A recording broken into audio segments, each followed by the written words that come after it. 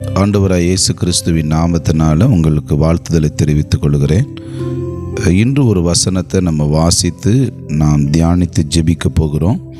யோவான் எழுதின சுவிசேஷ புத்தகம் 9வது அதிகாரத்தில் முதல் 3 வசனத்தை நான் வாசிக்கிறேன். அவர் அப்புறம் போகையில் பிறவி குருடனாகிய ஒரு மனுஷனை கண்டார். அப்பொழுது அவருடைய சீசர்கள் அவரை நோக்கி, ரபி, இவன் குருடனாய் பிறந்தது யார் செய்த பாவம்? இவன் செய்த பாவமோ இவனை பெற்றவர்கள் செய்த பாவமோ என்று கேட்டார்கள். இயேசு பிரதியுத்தரமாக, அது இவன் செய்த பாவமும் அல்ல, இவனை பெற்றவர்கள் செய்த பாவமும் அல்ல, தேவனுடைய கிரியைகள் இவனிடத்தில் வெளிப்படும் பொருட்டு இப்படி பிறந்தான் என்று எழுதியிருக்கிறதா நம்ம வாசிக்கிறோம். நல்ல கவனிங்க. இவர் ஒரு குறிப்பிட்ட பாதையில் பயணித்து போய்கொண்டிருக்கிறார். இவர் போய்கிட்டு இருக்கிறப்போ ஒரு குருடன், பிறவியிலேயே குருடனாக இருக்கிற ஒரு மனுஷனை பார்க்குறார். இயேசு மட்டும் இல்லை, அவரோடு கூட இருக்கிற சீசர்களும் அந்த பிறவி குருடனை பார்க்குறாங்க. இவன் பிறவியிலேருந்தே குருடனாக இருக்கிறதுனால அங்கே இருக்கிற சீசர்கள் ஒரு ஒரு ஒரு ஒரு இரக்கத்தினாலேயோ இல்லை இவனுடைய இந்த மாதிரி குருடனாக இருக்கிறானேன்னு சொல்லி இயேசுவினிடத்தில் ஒரு கேள்வி கேட்குறாங்க. 3 கேள்வியை வைக்கிறாங்க.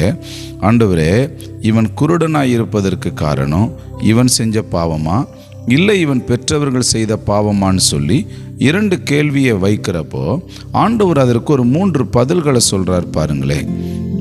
இது இவன் செய்த பாவமும் அல்ல, இவன் பெற்றவர்கள் செய்த பாவமும் அல்ல, தேவனுடைய நாமம் மகிமைப்படும்படியான அந்த கிரியைகள் வெளிப்படும்படியான சூழ்நிலைக்காக இவன் பிறவியிலிருந்தே குருடனாக இருக்கிறான் அப்படின்னு ஆண்டவர் இங்கே பேசுகிறார். பாருங்களேன். அப்போ ஒன்று தெரிந்து கொள்ளுங்க, நாம் செய்கிற பாவத்தின் நிமித்தமும் நமக்கு சில வியாதிகள், சில பிரச்சனைகள் நமக்கு வருமா? அது இந்த நாட்களில் அந்த காலத்திலேருந்தே அவங்க முன்னோர்கள் அறிந்திருக்கிறாங்க.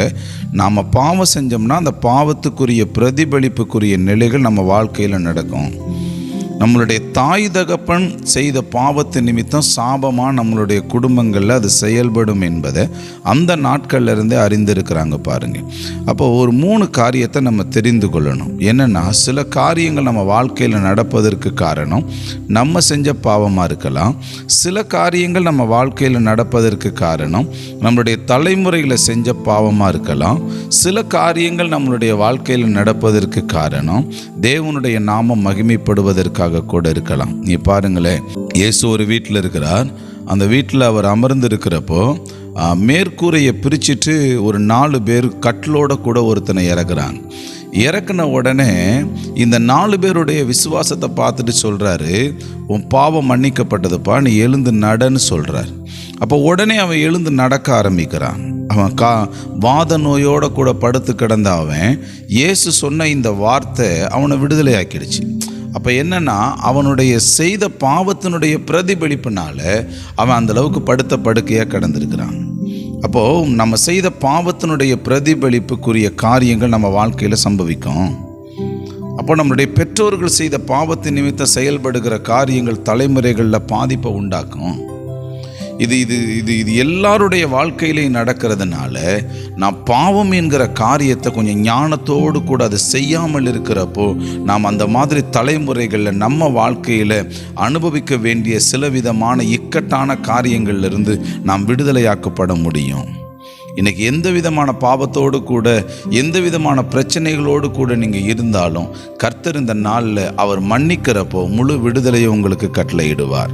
நம்மளோடு கூட ஆண்டவர் இருக்கிறார். பாவங்களை மன்னிப்பதற்காகவே அவர் 2000 வருஷத்துக்கு முன்னாடி சிலுவையில் தொங்கினார். அதை நினைவு கூர்ந்து விசுவாசித்து எனக்காக பாடுபட்டீரே, அந்த பாடுகளினுடைய காரியங்களை நாங்கள் நினைவு கூறுகிறோம். அந்த பாவத்தை நாங்கள் சிலுவையில் அறைகிறோம். இனி அந்த பாவத்தை நாங்கள் செய்ய போகிறதில்லை. நாங்கள் செஞ்ச தப்பிதங்களை மன்னிங்க ஆண்டவரேன்னு சொல்லி நீங்கள் ஆண்டவரிடத்தில் ஜெபிக்கிறப்போ ஆண்டவர் உங்கள் வாழ்க்கையில் அற்புதம் செய்தருளுவார். அது எவ்வளோ பெரிய வியாதியாக இருந்தாலும் ஆண்டவர் அதை நிர்மூலமாக்கி போட்டு விடுவார். கண்களை மூடி அப்படியே ஜெபிப்போமா? ஆண்டவரே, நாங்கள் துதிக்கிறோம் ஐயா, ஸ்தோத்தரிக்கிறோம் அப்பா. இயேசு கிறிஸ்துவின் அதிகாரமுள்ள நாமத்தினால நாங்கள் ஜெபிக்கிறோம். தேவனுடைய வல்லமை இப்பொழுதே ஜெபிக்கிற ஒவ்வொரு பிள்ளைகளுக்குள்ளேயும் இறங்கட்டும். ஆண்டவரே, நாங்கள் செய்த பாவத்தின் நிமித்தம் எங்களுக்குள்ளே இந்த மாதிரி ஆண்டவரே சில விதமான வியாதிகள், சில பிரச்சனைகள், குடும்ப காரியங்களில் ஆண்டவரே பல காரியங்களை, பிரச்சனைகளை பிசாசானவன் கொண்டு வந்திருந்தால் இயேசுவின் நாமத்தில் அந்த பாவத்தை நீங்கள் மன்னித்தருள நாங்கள் ஜெபிக்கிறோம். அந்த பாவங்கள் மன்னிக்கப்பட நாங்கள் ஜெபிக்கிறோம். எங்கள் தலைமுறைகளை செஞ்ச பாவங்கள் மன்னிக்கப்படுவதாக இயேசுவின் நாமத்தில் நாங்கள் ஜெபிக்கிறோம் ஐயா. எங்கள் சரீரத்தில் இருக்கிற வியாதிகள் மாறட்டும். குடும்பத்துக்குள்ளே இருக்கிற எல்லா பிரச்சனைகளையும் நீர் நிர்மூலமாக்கி போடுங்க.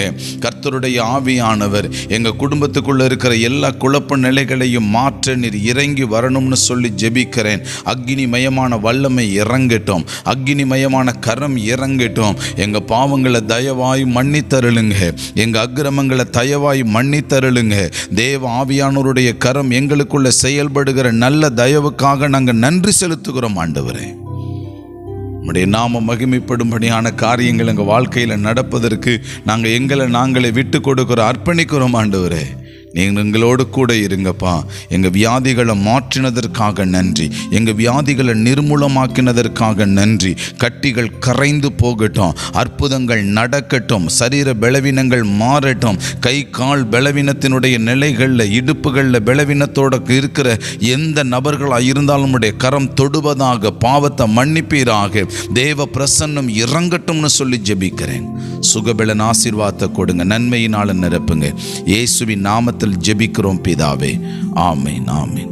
கர்த்தர் ஜெபத்தை கேட்டிருக்கிறார். நம் பாவங்களை மன்னிக்கிற அதிகாரம் நம் தேவனாகிய இயேசு கிறிஸ்துவின் இடத்துல மாத்திரம் உண்டு. நமக்கு அற்புதம் செய்திருக்கிறார். கர்த்தருக்குள்ள மகிழ்ந்திருங்க. தேவன் தாமே ஆசீர்வதிப்பாராக. ஆமீன்.